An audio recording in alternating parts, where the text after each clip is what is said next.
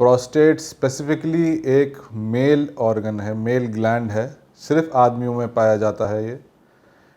ये एक sexual organ है, रिप्रोडक्टिव सिस्टम का मेल्स का पार्ट है। ये अमूमन ये औसतन एक अखरोट के बराबर होता है, वॉलनट के साइज़ का होता है, या आप समझ लीजिए पिंग पोंग बॉल के हिसाब से होता है। और इसका लोकेशन जो आपका पेशाब का थैला, जिसको यूरिनरी ब्लैडर बोलते हैं, उसके जस्ट निचले हिस्से पे होता है और रेक्टम के जस्ट सामने होता है। और ये ऑल अराउंड कवर करता है यूरिन की पाइप को, जो कि यूरिन ब्लैडर से पेशाब बाहर निकालती है। तो एक ये नॉर्मल ऑर्गन है मेल्स का, ये कोई अलग टाइप का ऑर्गन नहीं है जो एकदम से पैदा हो जाता है। ये बर्थ से रहता है मेल्स के अंदर। जैसा कि मैंने बताया कि वो एक रिप्रोडक्टिव सिस्टम का पार्ट है। तो जो मेल्स में वीर्य बनता है, स्पर्म्स बनता है, उसको एक ये तरल पदार्थ प्रोवाइड करता है, एक लिक्विड प्रोवाइड करता है, जिसके थ्रू शुक्राणुओं को न्यूट्रिशन मिलता है और उनकी मोबिलिटी में आसानी होती है। तो प्रोस्टेट ग्लैंड का मेन फंक्शन है एक तरीके से रिप्रोडक्शन को असिस्ट करना, जो शुक्राणु हैं, जो स्पर्म्स हैं, उनको न्यूट्रिशन और एक लिक्विड मीडिया प्रोवाइड करना, जिससे कि उनका मूवमेंट सहज रहे। प्रोस्टेट ग्लैंड जो है वो एक तरीके समझिए मेल्स में लगातार बढ़ता रहता है। It is a part of the physiological process of the body. जैसे कि आपके बाल सफ़ेद होंगे, जैसे कि आपके शरीर में, आपके चेहरे पे झुर्रियाँ पड़ेंगी, तो ये एक फिजियोलॉजिकल प्रोसेस है एजिंग का। तो जो प्रोस्टेट ग्लैंड का जो ग्रोथ है वो भी एक फिजियोलॉजिकल प्रोसेस है। यूजली ये 2 स्पर्ट्स होते हैं इसके ग्रोथ में। एक तो जब जो मेल्स में प्यूबर्टी आती है, आप समझ लीजिए 13 से 14 साल के आसपास, तब प्रोस्टेट ग्लैंड थोड़ा सा बढ़ता है, ऑलमोस्ट आप समझ लीजिए डबल साइज़ में हो जाता है। शुरू में ये 6 से 7 ग्राम का होता है, थोड़ा सा बढ़ के आप मान के चलिए 14 से 15 ग्राम के आसपास हो जाता है प्यूबर्टी के समय। और उसके बाद 3rd डिकेड ऑफ लाइफ में ये बराबर थोड़ा थोड़ा थोड़ा थोड़ा हमेशा साइज़ में बढ़ता रहता है। क्यों बढ़ता है? ये इसका पैथोफिजियोलॉजी ये है कि जो आपका मेल हार्मोन होता है टेस्टोस्टेरोन, वो बराबर मेल्स में सिक्रीट होता रहता है और ये प्रोस्टेट ग्लैंड उससे सेंसिटिव रहता है। तो जब भी टेस्टोस्टेरोन शरीर में नॉर्मल फिजियोलॉजिकल लिमिट्स में भी सिक्रीट होगा, तो वो प्रोस्टेट की ग्रोथ को स्टिमुलेट करता रहेगा। थोड़ा थोड़ा प्रोस्टेट आपका हमेशा बढ़ता रहेगा। तो 2 स्पर्ट्स हैं, एक प्यूबर्टी में 13 से 14 साल के बाद, और 30 साल के बाद हम अमूमन समझिए कि वो थोड़ा थोड़ा थोड़ा करके हमेशा बढ़ता रहता है। लेकिन ये ज़रूरी नहीं है कि प्रोस्टेट आपका बढ़ेगा तो सबको दिक्कत होगी, ऐसा नहीं है। कुछ ही लोग होते हैं जिनको प्रोस्टेट के बढ़ने की वजह से दिक्कत आती है। आपको यूजली जिनको प्रोस्टेट संबंधी दिक्कत आती है, उनमें क्या दिक्कत होती है, वो उम्र के साथ उनमें पेशाब को शुरुआत करने में तकलीफ़ होगी। जब वो अपना मिक्चुरेशन इनिशिएट करेंगे, पेशाब करने जाएंगे, तो उनको लगेगा कि उनकी पेशाब शुरुआत होने में दिक्कत आ रही है। पेशाब एक बार शुरू हो जाएगी तो रुक रुक के, कट कट के पेशाब आएगी। पेशाब की धार जो उनकी पहले जितनी स्ट्रांग थी, जितनी दूर गिरती थी, उतनी दूर नहीं गिरेगी। बार बार पेशाब उनको लगने की समस्या होगी। उनको लगेगा कि एक बार वो पेशाब करने गए हैं, लेकिन उनकी ठीक से पेशाब खारिज नहीं हुई है, अभी भी पेशाब उनकी बाकी है, अभी भी उनको पेशाब का एहसास महसूस हो रहा है। दूसरा, कुछ ये भी दिक्कतें आती हैं कि पेशाब एकदम से लगने लगती है। बाथरूम जाते जाते हो सकता है 1-2 बूंद छूट जाए, आपका अंडरवेयर ख़राब हो जाए, या आपको रात में बार बार उठना पड़े पेशाब के लिए। यूजली जो हम लोग हैं करीब 1 बार, कभी कभी 2 बार उठते हैं, लेकिन ऐसे मरीज़ों को करीब 3 बार, 4 बार, 5 बार भी उठना पड़ सकता है, जिसकी वजह से उनकी नींद भी ख़राब होती है। तो और साथ में इसमें यूटीआई होने के चांसेस भी रहते हैं, यूरिन में इन्फेक्शन होने के चांसेस रहते हैं। तो ये सब सिम्टम्स हैं जो कि आपको अवेयर कराते हैं। जैसे मैंने बताया कि हमेशा बढ़ता रहता है थोड़ा थोड़ा करके, लेकिन सब में ये दिक्कत नहीं करता है। आप मान के चलिए कि आप उनको एवेलुएट करेंगे तो सभी में आपको प्रोस्टेट साइज बढ़ा हुआ मिलेगा, बट बहुत ही कम लोग, मान के चलिए लेस देन 10 to 15% लोगों को इसके वजह से दिक्कत आती है। उम्र के साथ ये दिक्कत बढ़ती है। जैसे जैसे प्रोस्टेट ग्लैंड थोड़ा सा और बढ़ेगा, आप मान के चलिए अमूमन 6th डिकेड ऑफ लाइफ या 5th डिकेड ऑफ लाइफ में ये दिक्कत आना शुरू हो जाती है।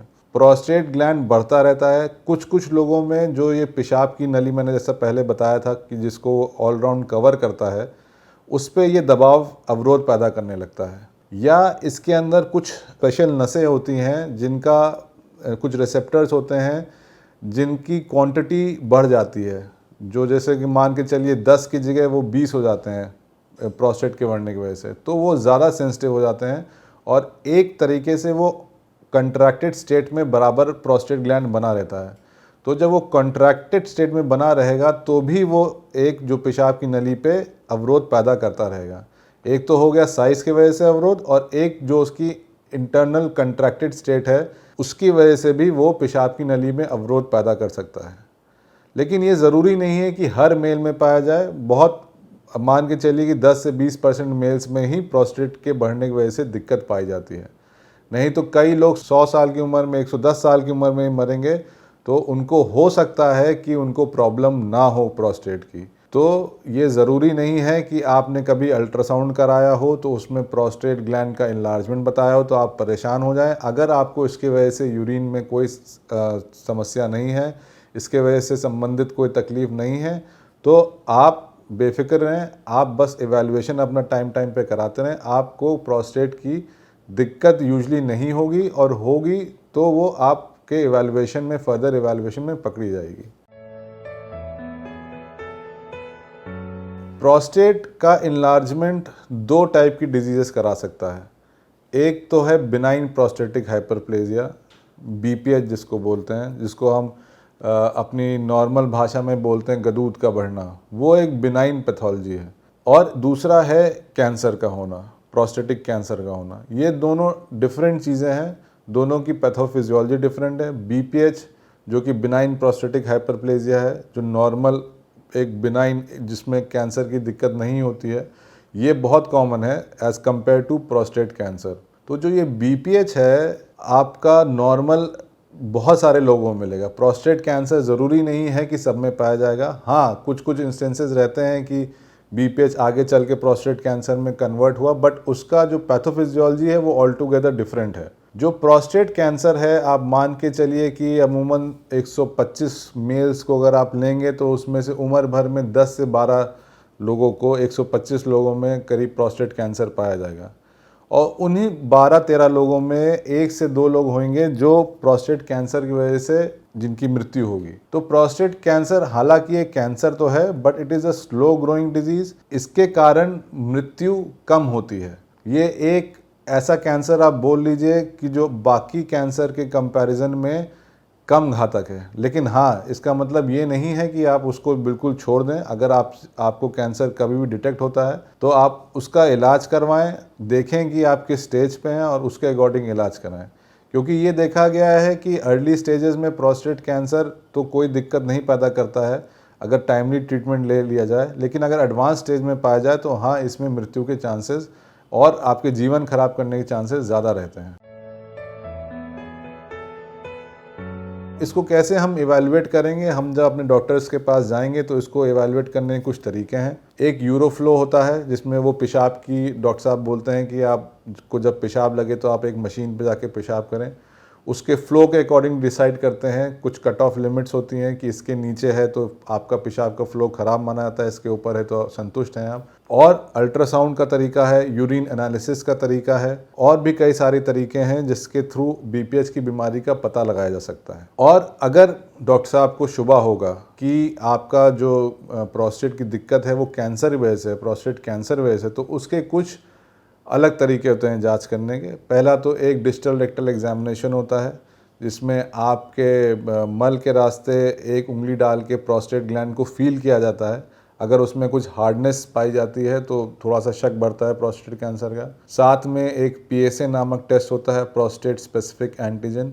यूजली इसकी वैल्यू 3.5 से 4 नैनोग्राम पर ml से कम होती है, लेकिन अगर ये इससे ऊपर होगा तो थोड़ा सा प्रोस्टेट कैंसर का शक बढ़ता है। अगर इसकी पीएसए की वैल्यू बढ़ी आती है, डिस्टल रेक्टल एग्जामिनेशन में कुछ सस्पिशियस फाइंडिंग्स मिलती हैं, तो प्रोस्टेट कैंसर को कंफर्म करने के लिए एक बायोप्सी की जाती है प्रोस्टेट की।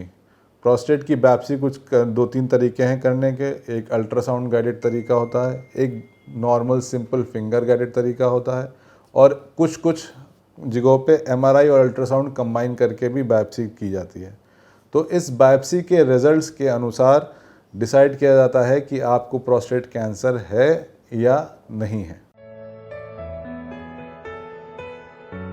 जो बिनाइन प्रोस्टेट हाइपरप्लेजिया है, जिसको बीपीएच या गदूद का बढ़ना बोलते हैं, उसमें उम्र के साथ जब तकलीफ शुरू होती है कुछ लोगों को, उसके 2 कारण हैं कि वो प्रोस्टेट ग्लैंड बढ़ता है तो वो यूरिन की नली पे दबाव पैदा करता है। दूसरा, वो इनहेरेंटली एक ज़्यादा कंट्रैक्टेड स्टेट में रहता है, जिसके कारण वो उस ट्यूब पे भी प्रेशर बनाता है। तो इस प्रेशर को रिलीज़ करने के लिए और साथ में साइज़ प्रोस्टेट का कम करने के लिए कुछ दवाएं होती हैं, जिनको हम अल्फ़ा ब्लॉकर्स या 5 अल्फ़ा रिडक्टेज इनहिबिटर्स बोलते हैं। इन दवाओं का प्रॉपर यूज़ करने से अमूमन 75 से 80% लोगों को लाभ होता है, फ़ायदा होता है। वो आपका प्रोस्टेट का जो कंट्रैक्टाइल एक स्टेट रहता है उसको लूजन अप करता है, साथ में साइज़ भी कम करता है। तो दवाओं का बहुत अच्छा असर है इस बीपीएच ट्रीटमेंट में। अगर मानिए कि आपके ऊपर दवा असर नहीं कर पा रही है या किसी कारणवश कुछ दवाओं का साइड इफ़ेक्ट हो रहा है या आप अफोर्ड नहीं कर पा रहे हैं, तो और भी तरीके हैं बीपीएच को ट्रीट करने के, जैसे कि ऑपरेशन है। ऑपरेशन आजकल आधुनिक विधि से दूरबीन के थ्रू किया जाता है, जिसको हम TURP बोलते हैं, transurethral resection of prostate. इसमें आपके ऊपर कोई चीरा, कोई कट नहीं लगाया जाता है। दूरबीन के थ्रू हम लोग पेशाब के रास्ते में घुसते हैं और प्रोस्टेट को हीट के थ्रू, थर्मल इफेक्ट के थ्रू धीरे धीरे काट के छोटे छोटे पीसेज में करके बाहर इवैक्यूएट कर लेते हैं। और भी आधुनिक तरीका है लेज़र रिसेक्शन का। आजकल कई लेज़र की मशीनें आ गई हैं, green light laser, holmium laser, thulium laser. इन लेज़र्स के थ्रू प्रोस्टेट का ट्रीटमेंट और भी आसान हो गया है। इनका स्पेसिफिकली लेज़र्स का यूज़ उन प्रोस्टेट पेशेंट्स में ज़्यादा कारगर पाया गया है जो ब्लड थिनर्स लेते हैं, जो ब्लड पतला करने की दवाई लेते हैं, जिनको कभी हार्ट अटैक हुआ हो, कभी स्ट्रोक हुआ हो, उसके कारण उनको ब्लड थिनर्स चल रहे हों। तो ऐसे पेशेंट्स में लेज़र सर्जरी का बहुत उपयोग होता है, क्योंकि ये इनको देखा गया है कि इनको यूज़ करने से ब्लीडिंग कम होती है। दूसरा, लेज़र्स का यूज़ उन ग्लैंड्स में भी किया जाता है जो साइज़ में बहुत बड़े होते हैं, 100 ग्राम से ऊपर होते हैं, तो उसमें भी लेज़र्स सर्जरी का अच्छा फ़ायदा पाया गया है। और भी कई तरीके हैं बीपीएच को ट्रीट करने के लिए, बट मोस्ट कॉमन और मोस्ट जो यूज़ में है वो यही तरीके हैं। हालांकि मैं ये मानता हूँ कि लेज़र सर्जरी थोड़ी महंगी होती है, बट स्पेसिफिक पेशेंट्स में, जैसे कि मैंने बोला कि जो ब्लड थिनर्स लेते हैं या जिनका प्रोस्टेट बहुत बड़ा होता है, उनमें इनकी सेफ्टी प्रोफाइल बहुत अच्छी होती है और उनमें ये बहुत कारगर होते हैं। तो जिन भी पेशेंट्स जो कि कोमॉर्बिडिटीज़ के साथ हैं, जो ब्लड थिनर्स ले रहे हैं या जिनमें प्रोस्टेट ग्लैंड बहुत बड़ा है, तो वो अपना जाके लेज़र सर्जरी कराएं अगर वो अफोर्ड कर सकते हैं। प्रोस्टेट कैंसर के कई स्टेजेस होते हैं, डिपेंड करता है आप किस स्टेज में आपका प्रोस्टेट कैंसर पकड़ा गया है, किस उम्र में पकड़ा गया है। अगर ये high grade disease high stage में पाया जाता है, मान के चलिए कि जो प्रोस्टेट कैंसर है आपके प्रोस्टेट ग्लैंड के बाहर चला गया है, लिम्फ नोड्स इन्वॉल्व हो गए हैं, या आप मान के चलिए लिवर में मेटास्टेसिस हो गई है, या आप मान के चलिए बोन्स में फैल गया है, तो प्रोस्टेट कैंसर का जो ट्रीटमेंट होता है वो हार्मोनल होता है।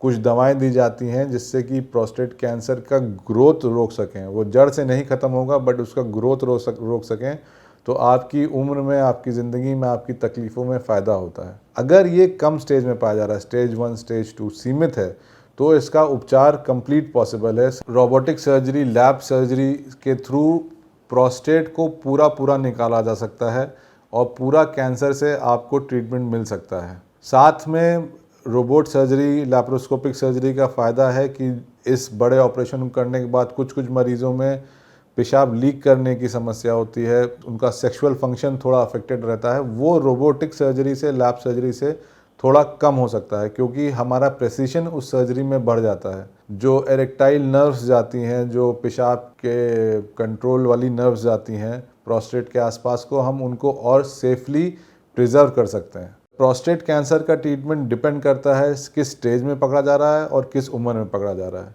लेट स्टेजेस में इसका यूजुअली हार्मोनल ट्रीटमेंट रहता है और अर्ली स्टेजेस में इसका कंप्लीट ट्रीटमेंट थ्रू सर्जरी और थ्रू रेडियोथेरेपी भी पॉसिबल है। रेडियोथेरेपी में भी आजकल जिसको बोलते हैं सिकाई, उसमें भी कई सारी नई मशीनें, कई तकनीक आ गई हैं जिसके थ्रू हम बिल्कुल स्पेसिफिक एरियाज़ में प्रोस्टेट के जहाँ पे कैंसर है वहाँ पे हम टारगेट करते हैं, और वो भी बहुत कारगर हैं प्रोस्टेट कैंसर से निजात दिलाने में। ओल्ड एज मरीज़ मान के चलिए 80 साल के ऊपर के मरीज़, 82 साल के ऊपर से मरीज़ में अगर कैंसर पाया जा रहा है तो उनमें हम usually complete treatment, surgery, radiotherapy थोड़ा सा अवॉइड करते हैं। हम बेसिकली उनको हार्मोनल थेरेपी पे ही रखते हैं, क्योंकि मैंने पहले इसे डिस्कस किया था, कैंसर प्रोस्टेट थोड़ा सा स्लो ग्रोइंग ट्यूमर है, तो एकदम से आपकी उम्र ख़त्म नहीं करेगा। तो 80 साल के ऊपर में जब हम ये बड़े बड़े प्रोसीजर जैसे सर्जरीज और रेडियोथेरेपी जब हम देते हैं तो उनमें थोड़ा सा साइड इफ़ेक्ट प्रोफाइल ज़्यादा दिखता है, इसलिए हम थोड़ा सा अवॉइड करते हैं 80 इयर्स एंड अबव के पेशेंट्स को। तो हम उनको थोड़ा कंजर्वेटिवली मैनेज करते हैं हार्मोन ट्रीटमेंट के थ्रू। हार्मोन ट्रीटमेंट के थ्रू जो आपका शरीर का जो टेस्टोस्टेरोन होता है उसका प्रोडक्शन हम लोग कम करते हैं दवाइयों के थ्रू। तो जब ये कम टेस्टोस्टेरोन लेवल आपके शरीर में कम हो जाता है तो वो ऑटोमेटिकली प्रोस्टेट की ग्रोथ को कम कर देता है, थाम के रखता है, ऑल्दो जड़ से नहीं ख़त्म करता है। हालांकि कोई direct cause effect relationship BPH और प्रोस्टेट कैंसर और आपके डाइट में या बिहेवियर में या लाइफस्टाइल में नहीं पाई गई है।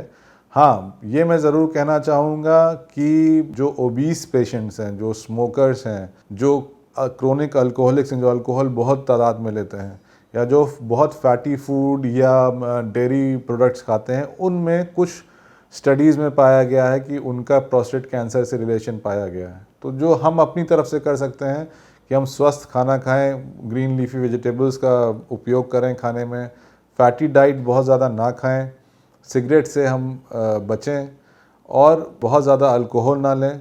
तो हम ये सब चीज़ें करेंगे तो हो सकता है कि प्रोस्टेट कैंसर या प्रोस्टेट की बीमारी हमें ना हो। ये भी कहीं कहीं देखा गया है कि जो प्रोस्टेट कैंसर होता है वो पीढ़ियों में चलता है, स्पेशली फादर को या आपके चाचा जी को या आपके दादाजी को अगर प्रोस्टेट कैंसर की वजह से उनकी मृत्यु हुई है या वो कभी भी अपनी लाइफ में प्रोस्टेट कैंसर की वजह से अफेक्टेड हुए हों, तो हमने देखा है कि जो नीचे की पीढ़ी होती है उसमें प्रोस्टेट कैंसर का चांस 9% के आसपास बढ़ जाता है अमूमन नॉर्मल जनता से।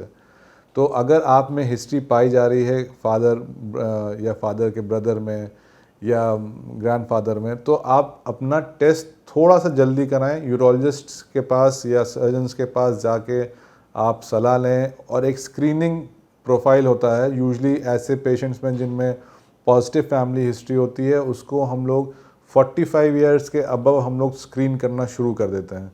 हालांकि कोई ज़रूरी नहीं है कि आपके फादर और ग्रैंडफादर को तो आपको होगा ही होगा, बट थोड़ा सा परसेंटेज ज़्यादा होता है, तो हम लोग एहतियातन ऐसे पेशेंट्स को अपने ऑब्जर्वेशन में रखते हैं। दूसरा ये भी देखा गया है कि अगर आपकी मदर को या आपके क्लोज रिलेटिव्स में ब्रेस्ट कैंसर की हिस्ट्री है, ओवेरियन कैंसर की हिस्ट्री है, या 2 जीन्स होते हैं BRCA1 BRCA2, उनकी पॉजिटिविटी आपके फैमिलीज़ में पाई जा रही है किसी कारणवश, तो भी आप थोड़े से हायर रिस्क पे रहते हैं।